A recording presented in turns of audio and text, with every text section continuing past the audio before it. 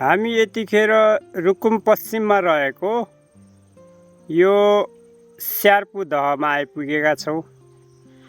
यहाँसम्म भ्रमणको तानाबुना मिलाइदिनु हुने, भ्रमणको संयोजन गरिदिनु हुने प्रिय पात्र, प्रिय मित्र कमल चन्द ठकुरीज्यूलाई विशेष धन्यवाद दिन चाहन्छु।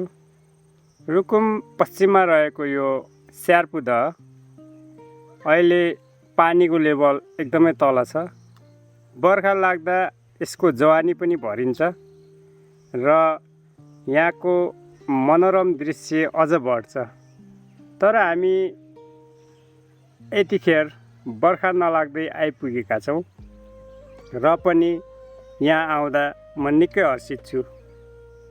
यो मेरो पुर्खाले भनेअनुसार यो ठाउँबाट हाम्रो पुर्खाहरूको विभाजन भयो अथवा यही ठाउँबाट हाम्रो पुर्खाहरू विभिन्न ठाउँमा गए र हामी अहिले यस्तो बोल्न पाइराखेका छौँ हैन। त्यसो हुँदाखेरि यो स्यार्पु दह, स्यार्पु ताल यो ऐतिहासिक छ मेरो लागि।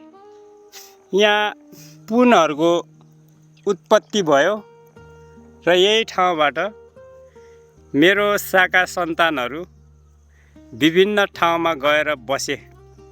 स्पेसल्ली मेरो झाँक्री ठुलबुवा हुनुहुन्थ्यो।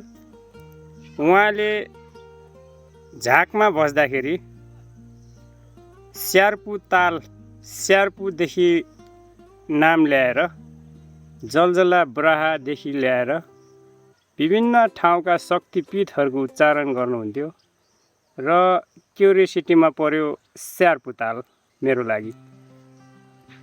मैले सोधेँ, स्यार्पु ताल तपाईँको लागि विशेष के हो?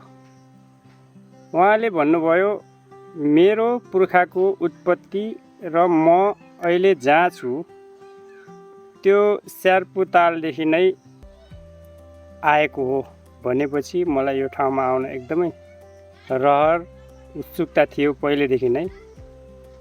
अहिले मलाई यहाँसम्म ल्याएर यो मनोरम दृश्य देखाइदिनु हुने कमल सोल्टी कमल साथीलाई पनि विशेष धन्यवाद दिन चाहन्छु। र हजुरहरू पनि हेर्नुहोस् मजाले मेरो भिडियो।